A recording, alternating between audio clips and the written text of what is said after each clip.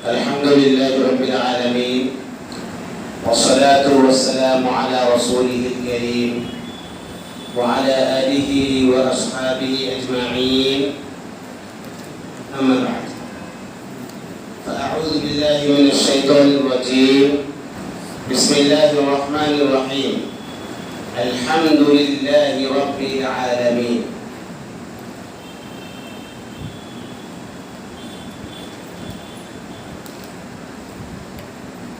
सबसे पहले मैं तर्जमा करता हूँ, लफ्ज़ी तर्जमा। अल्हम्दु, तमाम तारीफें लिल्लाही, अल्लाह के लिए हैं। रब्बिल आलमीन, रब्बिल जो रब है, अल आलमीन तमाम जहानों का। फिर से एक बार, अल्हम्दु तमाम तारीफें लिल्लाही अल्लाह के लिए हैं। रब्बिल जो रब है, अल आलमीन तमाम जहानों का।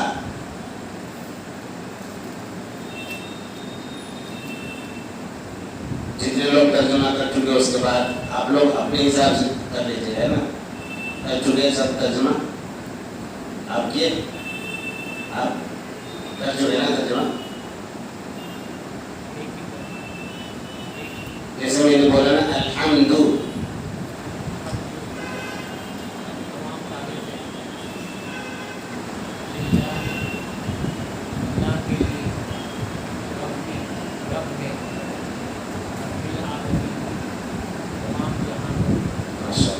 तुम भी तर्जुमा कर चुके थे ना? तमाम तारीफें लिल्लाही अल्लाह के लिए, रब्बी रब है, अल आलमीन तमाम जानवर। ठीक है, एक और तर्जुमा कर लेते हैं आप। तमाम तारीफें लिल्लाही अल्लाह के लिए, रब जो रब है, अल आलमीन तमाम जानवर। तर्जुमा सबको समझ में आ गया ना?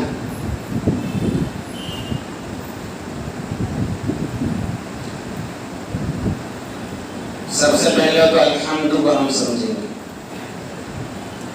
अल्हम्दु में जो अल लगा हुआ है, अल, ये असल में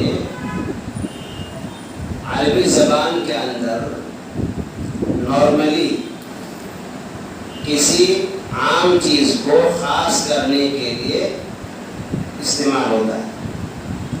किसी आम चीज को खास करने के लिए, मसलन मैं अगर ये कहूँ कि रजुलुन, रजुलुन का माना आदमी। अब आदमी बोलूंगा तो कोई भी आदमी हो सकता है दुनिया में, रजुलुन, है ना? लेकिन रजुलुन से पहले अल लगा दो, अर्रजुलु, तो मतलब ये होगा कि कोई खास आदमी। अब खास आदमी कैसे? जब सेंटेंस में इस्तेमाल होगा तो वहां पर पता चलेगा कि कोई आदमी जिसके बारे में बात की जा रही है, ज़हन में है, उसके लिए फिर अल लगाते। इंग्लिश में अ मैन, ये तो कॉमन हो गया, और उसको जब प्रॉपर बनाना हो तो क्या लगाते हैं? द मैन, द लगाते। तो ये जो इंग्लिश में द लगाया था ना, यही अरबी में अल लगाते। लेकिन इंग्लिश का द जो है ना, वो सिर्फ किसी चीज को खास करने के लिए होता है। लेकिन अरबी में ये जो अल है, ये अल की कई सारी किस्म है। अल की एक किस्म उसको इस्तिग़राक़ बोलते हैं। आप उसको लफ्ज़ में मत जाइए, मतलब ये है कि वो अल लग जाने की वजह से उससे तमाम चीजें शामिल हो जाती हैं। अल लग जाने की वजह से जिस चीज पर अल लगता है اس کی تمام چیزیں کیا ہوتی ہیں؟ شامل ہوتی ہے.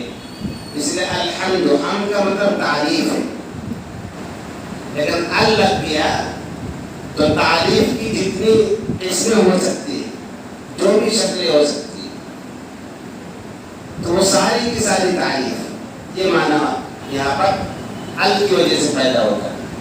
اس لیے آپ الحمد کا ترجمہ کیا کیا آپ نے؟ تمام تعریفیں. یہ تمام کا لفظ لگتا ہے یہ کسی کی وجہ سے، کیونکہ کے اندر یہ ایک صفت پائی جاتی ہے کہ جو ہے کسی لفظ پہ لگنے کی وجہ سے اس لفظ کے معنی کی جتنی بھی شکلیں ہیں ان تمام شکلیں اس کے اندر پائی جاتی ہیں. بات سمجھ میں آ رہی ہے؟ تو اس لیے الحمد میں اگر کسی کو بات سمجھ میں نہ آئی نا تو فوراً آپ بولیے، ایک بار اور دوہرا دیجیے، ایک بار اور بتا دیجیے، تو میں دوہرا دوں گا، اس میں شرمانے والی کوئی بات نہیں. تو اب یہاں پر حمد کی تمام شکلیں اس کے اندر شامل ہو گئی. ٹھیک ہے، اب یہاں پر بات یہ آتی ہے کہ حمد کی تمام شکلیں یہ کیوں کہا گیا ہے؟ حقیقت یہ ہے کہ اگر آپ کسی انسان کی کوئی تعریف کرنا چاہتے ہیں، انسانوں میں بالکل سب سے افضل، ارفع، اعلیٰ قسم کا انسان، آپ یہ سمجھیے کہ اللہ کے نبی صلی اللہ علیہ وسلم ہر اعتبار سے بطور انسان ہونے کے آپ کی تعریف کی جاتی ہے، لیکن ہر اعتبار سے آپ کی تعریف ممکن ہے؟ ممکن نہیں، کیونکہ آپ تو مخلوق ہیں. مخلوق کے اندر کمزوری پائی جاتی ہے، مخلوق کے اندر کمی پائی جاتی ہے. اس لیے انسانوں میں سب سے بہتر انسان جو اللہ کے نبی صلی اللہ علیہ وسلم ہے، ہر اعتبار سے آپ کی تعریف نہیں ہو سکتی. کیا دنیا جہان والوں کو آپ رزق دے سکتے ہیں؟ نہیں دے سکتے نا. تو اس اعتبار سے آپ کی تعریف ہو سکتی ہے؟ نہیں ہو سکتی. کیا دنیا جہان والوں کی آپ مدد کر سکتے ہیں؟ نہیں کر سکتے. اس اعتبار سے آپ کی تعریف ہو سکتی ہے؟ نہیں ہو سکتی. لیکن تعریف کی کوئی بھی شکل ہو، کوئی بھی گوشہ ہو، کوئی بھی قسم ہو، اللہ رب العالمین کی تعریف نہ ہو ایسا ممکن ہی نہیں. یہاں تک کہ انسانوں میں سب سے زیادہ تعریف کس کی ہونی چاہیے؟ اللہ کے نبی صلی اللہ علیہ وسلم. تو اللہ کے نبی صلی اللہ علیہ وسلم جو تعریف کے مستحق بنے، تو یہ بھی در حقیقت اللہ تعالیٰ کی دی ہوئی نعمت کے بدولت ہے نا. اللہ رب العالمین نے قرآن کے اندر باقاعدہ اس کا ذکر کیا ہے، ما بنعمت ربک بمجنون. آپ اپنے رب کی نعمت سے پاگل نہیں. لوگ پاگل ہوتے ہیں آپ کو، لیکن آپ پاگل نہیں. گویا کہ آپ اپنے رب کی نعمت سے کیا ہے؟ عقل مند. پاگل نہیں کہ الٹا کیا ہے؟ عقل مند. اگر انسان کو عقل ملی ہوئی ہے، انسان سوچتا ہے، غور و فکر کرتا ہے، اور اسی عقل کی وجہ سے انسان تعریف کا مستحق ہوتا ہے. کتنا کچھ بنا دیا انسان نے. دیکھیے یہ پنکھے، یہ لائٹ، یہ جو مائک بول رہا، یہ سب انسان کے عقل کا کھیل ہے نا. انسان نے اپنے عقل لگائے تو ساری چیزیں بنا لیا، لیکن اس عقل کے پیچھے کس کا ہاتھ ہے؟ اللہ رب العالمین. تو اگر انسان کی تعریف بھی ہم کسی چیز کے سلسلے میں کرنے جاتے ہیں تو پہلے اللہ تعالیٰ کی تعریف ہونی چاہیے، کیونکہ انسان کو وہ چیز اللہ تعالیٰ کے عطا کرنے کی وجہ سے ملی. بات سمجھ میں آ رہی ہے؟ اس لیے تعریف کی تمام شکلوں کو اس کے اندر شامل کی جا رہی ہے. تو پہلا پوائنٹ کیا تھا؟ ال کا ہے نا. ال کے بارے میں جو لوگ لکھنا چاہ رہے ہیں، پہلا پوائنٹ کیا لکھیں گے؟ ال کے بارے میں. پھر ال کے اندر تمام تعریفیں، یہ تمام تعریف اللہ کے لیے کیوں؟ ہر طرح کی تعریف کس اعتبار سے؟ تو اس اعتبار سے اللہ رب العالمین کی ہر طرح کی تعریف آپ دیکھیں کہ اللہ رب العالمین ہر معاملے میں کامل ہے، نقص ہی نہیں ہے، کوئی عیب ہی نہیں ہے۔ تو جو ہر معاملے میں کامل ہے، وہ اپنی صفات میں کامل ہے، تو کیا کبھی ایسا بھی ہو سکتا ہے کہ اس کی مذمت ہو یا وہ تعریف کے لائق نہ ہو؟ ایسا ہو سکتا ہے؟ نہیں ہو سکتا۔ وہ تو اپنی ہر صفت کے اندر پرفیکٹ ہے، کامل ہے، مکمل ہے۔ مسئلہ ہے نا، اگر انسان کو کہا جائے کہ انسان طاقتور ہے، بہادر شخص ہے، لیکن پھر بھی اس کی طاقت محدود ہے، اس کی طاقت محدود ہے۔ کسی کی طاقت اتنی ہے کہ وہ 100 کلو تک وزن اٹھا سکتا ہے، 200 کلو اٹھا سکتا ہے؟ نہیں۔ تو نقص ہے کہ نہیں ہے؟ نقص ہے۔ اور اللہ رب العالمین ہر چیز پر قدرت رکھتا ہے، اس کی طاقت ہے۔ اس کی طاقت محدود ہے کہ غیر محدود؟ غیر محدود۔ تو اللہ رب العالمین کامل ہے۔ اللہ تعالیٰ خالق ہے، پیدا کرنے والا۔ اب کبھی ایسا ہو سکتا ہے اللہ تعالیٰ فلاں چیز کو تو پیدا کر سکتا ہے، یہ آسمان جو ہے اس کا ڈبل ٹربل چوبل جتنا بھی آپ لے لیجیے، اتنا بڑا آسمان اللہ تعالیٰ پیدا نہیں کر سکتا، ایسا ہے؟ نہیں ہے نا۔ اللہ رب العالمین جو چاہے پیدا کر سکتا ہے۔ تو پیدا کرنے میں بھی کامل ہوئے کہ نہیں ہوئے؟ پیدا کرنے میں کوئی چیز رکاوٹ بن سکتی ہے اللہ کے لیے؟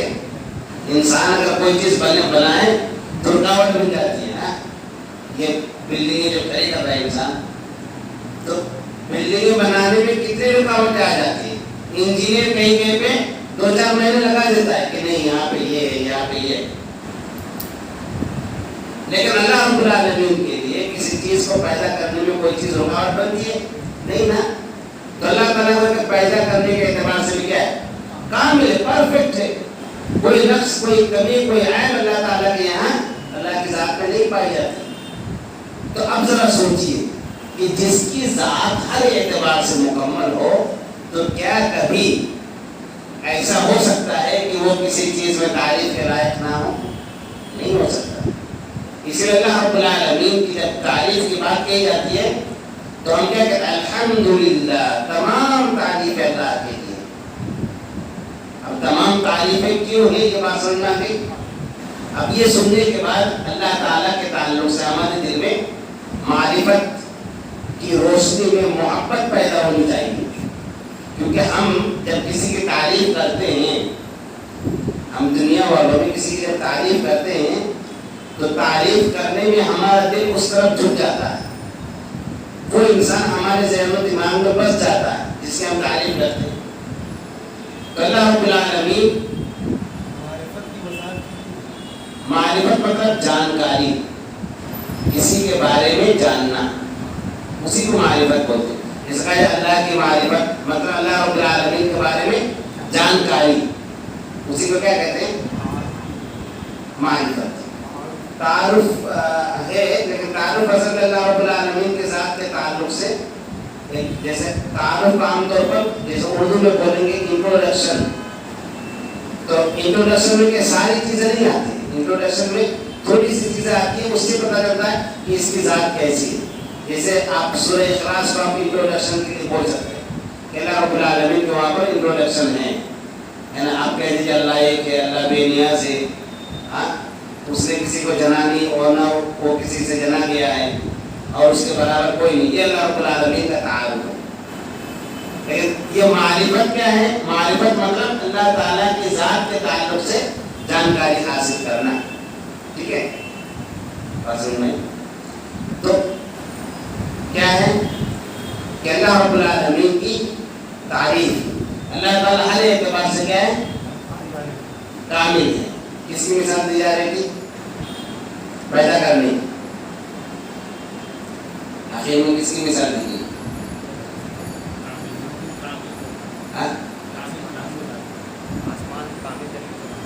نہیں، وہ تو بہت پہلے خالق، یعنی وہ ہر چیز پیدا کر سکتا ہے نا، کوئی بھی چیز اس کے رکاوٹ نہیں بنتی، ٹھیک ہے؟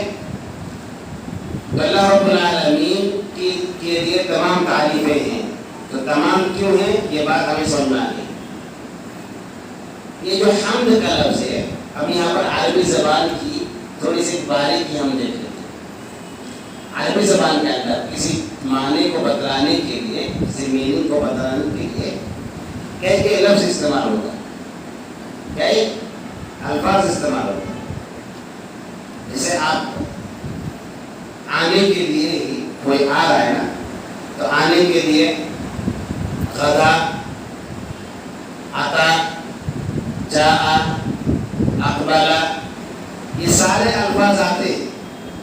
لیکن یہ الفاظ آنے کے لیے استعمال جو ہوتا ہے وہ آنے کی الگ الگ کیفیت کے اعتبار سے. جیسے صبح کا وقت کوئی آئے تو اس کو غدا بولیں گے. کیا ہے غدا؟ قرآن کے اندر سورہ آل عمران کے اندر ہے وَإِذَا غَدَوْتَ, اور جب آپ صبح گئے, اور جب آپ صبح گئے تو اب آنے کے لیے وہ غدا کا استعمال ہوا. صبح کے وقت آنے کو غدا بولتے ہیں, صبح کے وقت آنے کو غدا بولتے ہیں. اب ہم جب اردو میں استعمال کریں گے تو کوئی ایسا کسی خاص وقت میں آنے کے لیے صرف ایک لفظ نہیں ملتا. صبح سویرے آئیں گے ایسا ہم بولتے ہیں, صبح آئیں گے ایسا بولتے ہیں, صبح جائیں گے ایسا بولتے ہیں. لیکن عربی میں غدا کا مطلب صبح کو آنا. غدا تمہیں صبح کو آیا ہے نا. تو عربی زبان کی باریکی یہ ہے, یہ جو الحمد کے اندر حمد کا لفظ ہے یہ تعریف کے لیے ہے. حمد کا معنی تعریف ہے, لیکن تعریف میں دو طرح کی تعریف ہو سکتی ہے. ہم انسانوں کی سب سے پہلی مثال لیتے ہیں. آپ کسی انسان کی تعریف کریں گے تو ایک تو یہ ہے کہ جس انسان کی آپ تعریف کر رہے ہیں تعریف کے ساتھ ساتھ اس انسان کی محبت آپ کے دل میں ہو. اس انسان کی محبت آپ کے دل میں ہو. مثلا آپ اپنے استاذ کی تعریف کر رہے ہیں, ماشاءاللہ بہت اچھا پڑھاتے ہیں, تعریف کر رہے ہیں, لیکن تعریف کے ساتھ ساتھ استاذ کا ادب, احترام, تعظیم اور محبت دل میں ہوتی ہے. ٹھیک ہے, تو ایک تو تعریف آپ کرتے ہیں, آپ اس کو لکھ نہیں سکتے. ایک تعریف وہ کہ تعریف کرنے جس کی تعریف کی جاتی ہے اس کے لیے دل میں محبت نہیں ہوتی. اور تعریف کی دوسری قسم یہ ہے کہ جس کی تعریف کی جاتی ہے اس کے لیے دل میں محبت نہیں ہوتی. دل میں محبت نہیں ہوتی. مثلا کرکٹ کھیل رہے کھلاڑی, آپ سمجھے جو بھی کھلاڑی ہیں, اب رنگ اچھا بنا دیے, وکٹ زیادہ لے لیے, آپ کیا کرتے ہیں؟ تعریف کرتے ہیں. لیکن یہ تعریف عمومی طور پر تعریف صرف بس تعریف ہی ہوتی ہے. اس کھلاڑی کے لیے دل میں محبت بس جاتی, ایسا کوئی ضرور نہیں. بس تعریف کرنی تھی, بہت اچھا کھیلے بول کے آپ بات ختم کر دیتے. دل کے اندر کوئی ایسی محبت والی بات نہیں رہتی. تو تعریف کی قسم کیا ہے کہ جس کی تعریف کی جائے اس کی دل کے اندر محبت ہوتی ہے. دوسری قسم کیا ہے؟ جس کی تعریف کی جائے اس کی دل کے اندر محبت نہیں ہوتی, صرف تعریف ہی ہوتی ہے بس. جس کی تعریف کی جائے اس کی محبت دل میں ہو, اس کو بتلانے کے لیے حمد کا لفظ استعمال ہوتا ہے. جس کی تعریف کی جائے اس کی محبت دل میں ہو تو ایسی تعریف کو حمد کہتے ہیں. اور جس کی تعریف کی جائے اس کی محبت دل میں نہ ہو تو عربی میں ایسی تعریف کے لیے مدح کا لفظ استعمال ہوتا ہے. کون سا لفظ؟ مدح.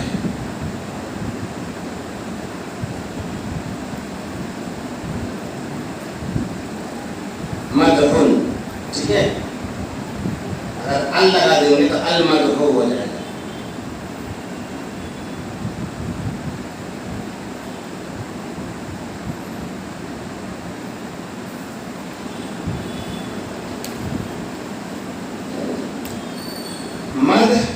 حمد.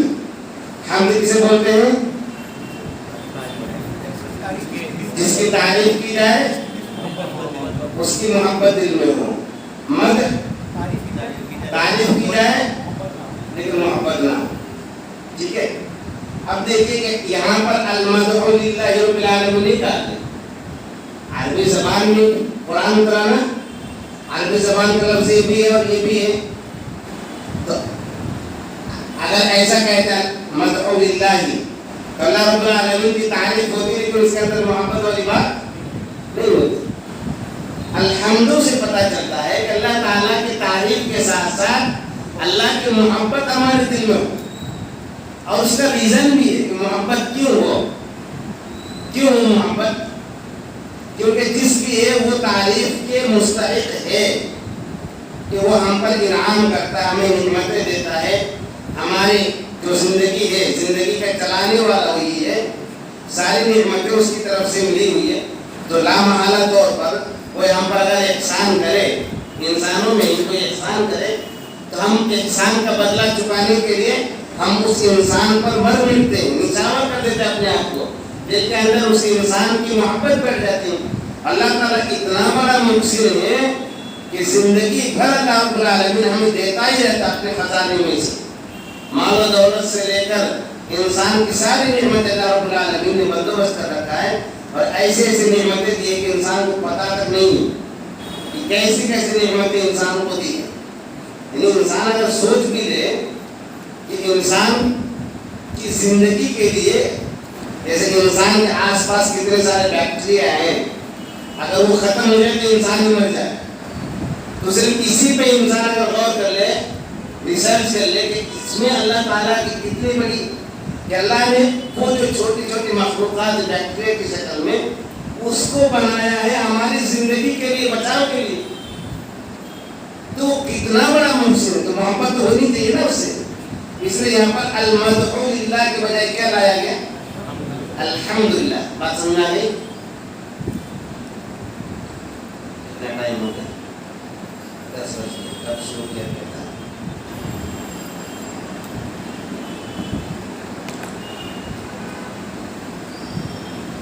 الحمد سمجھ میں آ گیا. ٹھیک ہے.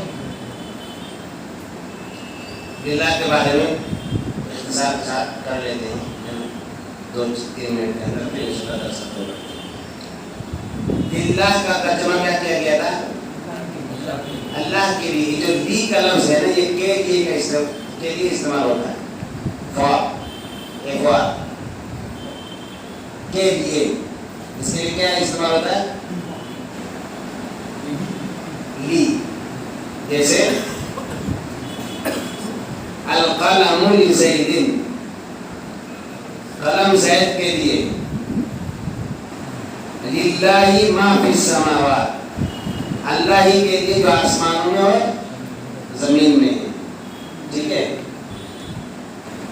تو یہ لی کا لفظ کے لیے استعمال ہوتا ہے. للہ ہی، اللہ کے لیے. اب لفظ اللہ کے تعلق سے کل تو گفتگو ہو رہی تھی. یہاں پر ایک بات اور بتا دوں، اللہ میں جو ال ہے نا، یہ اختصاص کے لیے، خاص کرنے کے لیے. میں نے وہ ال کے بارے میں بتایا تھا نا شروع میں. تو ایک تو ال کا معنی کیا ہوتا ہے؟ تمام چیزوں کو شامل کر لینا، یہ تمام تعریف ہے. اور جو ایک نارمل جو ال کا معنی ہوتا ہے، وہ کسی بھی عام چیز کو کیا کر دینا؟ خاص کر دینا. تو للہ ہی، تو یہ للہ میں بھی اللہ ہے اصل میں. تو اللہ، اصل میں اللہ کیا ہے؟ الالہ ہے. اللہ کیا ہے؟ الالہ ہے. تو یہ جو اللہ ہے، یہ اللہ میں ال جو ہے یہ خاص کرنے کے لیے. تو اس یہ بتانے کا اصل مقصد کیا ہے کہ تعریفیں جو ہے نا وہ ہر معبود کے لیے نہیں ہے، خاص معبود کے لیے. اور وہ خاص معبود کون ہے؟ یہ اللہ ہے. تو یہ ال خاص کرنے کے لیے ال لگایا گیا ہے. تو اب ہمارے ذہن میں ویسے تو رہتے یہ بات کہ تمام تعریف اس ایک اللہ کے لیے ہے جو رب العالمین ہے. تو یہ اللہ کا مفہوم یہ ہے کہ اللہ کا لفظ کیا ہے یہاں پر؟ خاص ہے. باقاعدہ تمام تعریفیں اسی کے لیے خاص ہیں. تمام تعریفیں اسی کے لیے خاص ہے، اللہ کے لیے خاص ہے. ٹھیک ہے جی، کوئی سوال ہو؟ اللہ ہی کے لیے نہیں، اللہ ہی کے لیے نہیں، یہاں پر اللہ ہی کے لیے نہیں. اللہ ہی کے لیے آپ کو پھر للہ الحمد کرنا پڑے گا. کل پوری بات آئی تھی نا، بسم اللہ بسم اللہ یاد کرو، کیا کرو؟ بسم اللہ یاد کرو. اللہ ہی کے نام سے، اللہ ہی کے نام سے، ہے نا. یہ معنی پیدا کرنے کے لیے بسم اللہ کو پہلے لایا ہے. اب یہاں پر الحمدللہ، اگر اللہ ہی کے لیے تمام تعریف ہے تو اس کے لیے کیا کرنا پڑے گا؟ للہ الحمد بولنا پڑے گا، الحمدللہ نہیں.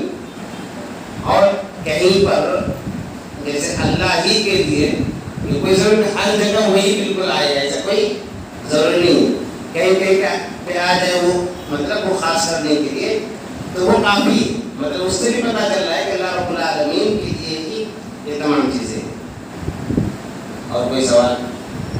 جیسے کہ پرسوں بتایا تھا یا کا نام ہو جی،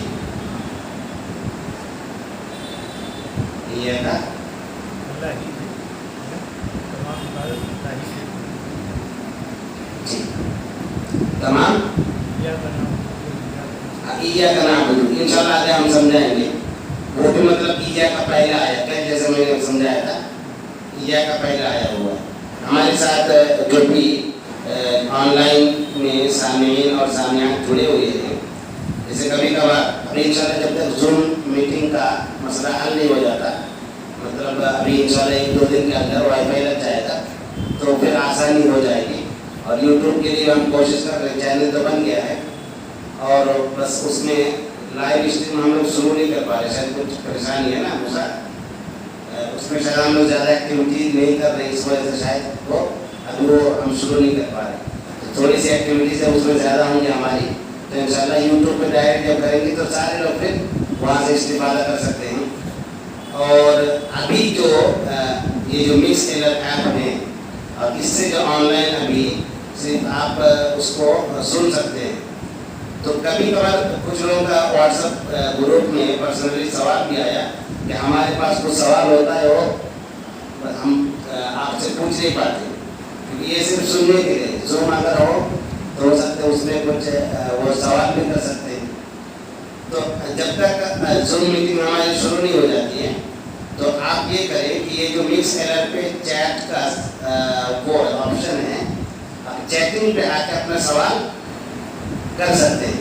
تو میں انشاءاللہ آخر میں کیا کروں گا، وہ چیٹ پہ جا کے میں وہ سوال دیکھ لوں گا کہ ہاں کس کا کیا سوال ہے، اور اس حساب سے اگر مجھے جواب آئے گا تو انشاءاللہ اس دن جواب دے دوں گا، ورنہ دوسرے دن آ کے پھر جواب دوں گا انشاءاللہ. لیکن کوشش یہ کریں آپ کہ جو پڑھایا جائے یہ پڑھائی سے متعلق ہی آپ کا سوال ہو، یعنی باہر کا کوئی سوال نہ ہو. ٹھیک ہے، رہنے دیتے ہیں. ایک مشورہ یہ کرنا تھا اس سے پہلے، آپ کا کیا نام ہے؟ عفان بھائی.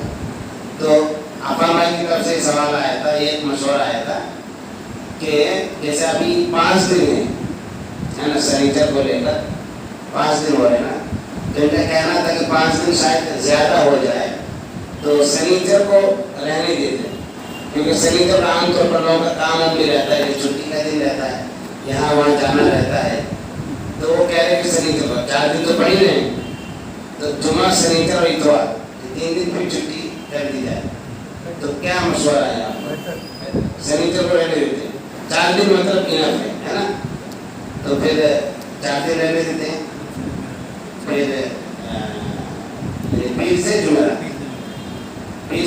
4 دن انشاءاللہ کلاس ہو. جو آن لائن سن رہے ہیں وہ بھی یہ بات نوٹ کر لیں کہ سنیچر کو پھر یہ سنیچر سے درس نہیں ہوگا، پیر سے جمعرات تک 4 دن انشاءاللہ یہ درس ہوگا، تاکہ لوگوں کے لیے بھی تخفیف رہے اور یہاں آنے میں کوئی ہچکچاہٹ نہیں ہونی چاہیے. اور آپ لوگوں سے بھی یہ کہنا ہے کہ آپ مستقل طور پر جڑے رہیں. کبھی کبھار کہ آپ کو شروع میں بہت ساری بات سمجھ میں نہیں آتی، سیم وہی سے مسئلہ ہے کہ آپ اپنے بچے کو اسکول میں پہلا سال ڈالتے ہیں، جہاں مدرسے میں گئے پہلے سال میں تھے، وہ 1-2 مہینے تو سر اوپر سے جاتا تھا کہ کیا پڑھایا جا رہا ہے، کیا ہو رہا ہے. لیکن اس کے بعد ماشاءاللہ ساری باتیں پھر آسان ہو گئی. تو ایسے ہی ہو سکتا ہے آپ کو 2 مہینہ 3 مہینہ ایسا مشکل لگے کہ کہیں کوئی سمجھ میں نہیں آ رہا ہے، لیکن آپ اگر جڑے ہوئے رہیں گے نا تو ساری چیزیں آپ کے لیے آسان ہو جائیں گی. سیم وہی اسکول اور مدرسہ والے پیٹرن پہ تو انشاءاللہ جڑے رہیں گے نا. اللہ رب العالمین ہمیں جمع رہنے کی توفیق عطا فرمائے، علم حاصل کرنے اور علم کے مطابق زندگی گزارنے کی توفیق عطا فرمائے. آمین.